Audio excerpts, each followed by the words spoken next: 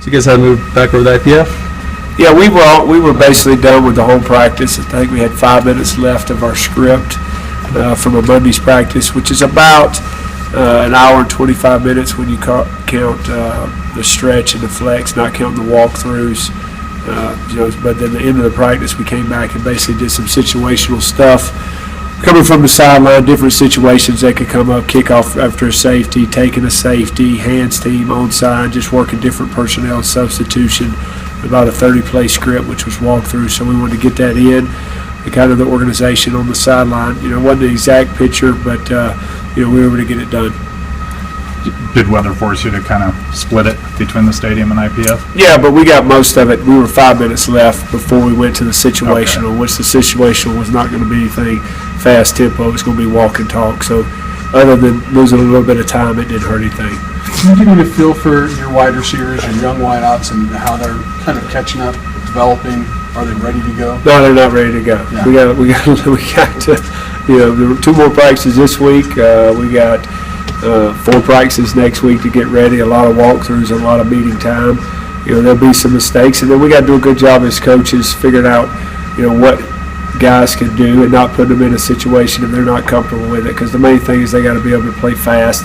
If they're unsure, then they're not going to be able to play fast. So we got to, some guys might not have the full package, and some guys might have a small package. So I'm not going to make that decision on limited guys right now. I'll do that closer to when I put the final game plan together. But you want 6 kind of ready to go, or at least somewhat ready to go. Yeah, somewhat. That would be nice to have 6. And then a lot of times it depends on how the game's being played.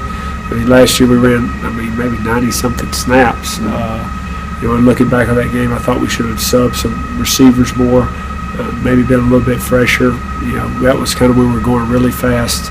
The defense played well early in the game. As the year went on, we kind of slowed our tempo down a little bit because we were struggling offensively. It just depends on how the game goes. But I'd like to have 6 to 8. It depends if we're playing in 11 personnel or 21 personnel, how many receivers we're using, and that's kind of depend on how the game goes. Do you have a pretty good feel at this point, you think, of which of the true freshmen you're going to use this year and which ones you're going to try to redshirt, or is that still to be determined? That's still to be determined. It's like I've said a couple times that just because a kid may be on the scout team right now or maybe third team, and it looks like in his mind that he's I might be a redshirt. We can't think that way. We got to continue to get guys ready and push guys, because in 3 weeks, if we continue to develop that guy, he might start making plays and be, a guy that can contribute for our football team. Take Anthony Smith from Vegas, coming off the ACL last year. He's not ready right now, but in a month he might be ready. So we talked about him in the staff meeting this morning to continue to get him ready, develop him, and let's see where he is. Now we get to October and he's not ready, then best interest of the kid, we're redshirted, but he might be ready in 4 to 5 weeks. Going into the second year, do you feel more entrenched, comfortable as a head coach, or is it still evolving? No, I don't think you ever feel totally comfortable, because to be honest, you've got the team, you got the coaches, you got your families, you got you worry about everything, every little thing every day, and making sure that you're covering every detail, and then at the same time giving guys giving them what's the word I'm looking for, kind of letting them take over for their responsibilities, or you delegate out and letting them handle them. But I worry about a lot of things. As a player, you were excited to play, and you kind of go out there and play. As a coach, you worry about every little thing, and the games are, they're kind of agony.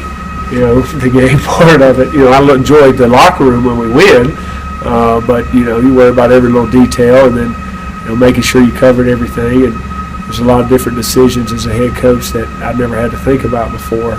So you try to watch games on TV. I talked about it last year. Situations that come up, how would I handle that?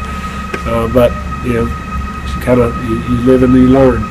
I'm going to make some mistakes, and I know it, and we'll address it, and we'll go on.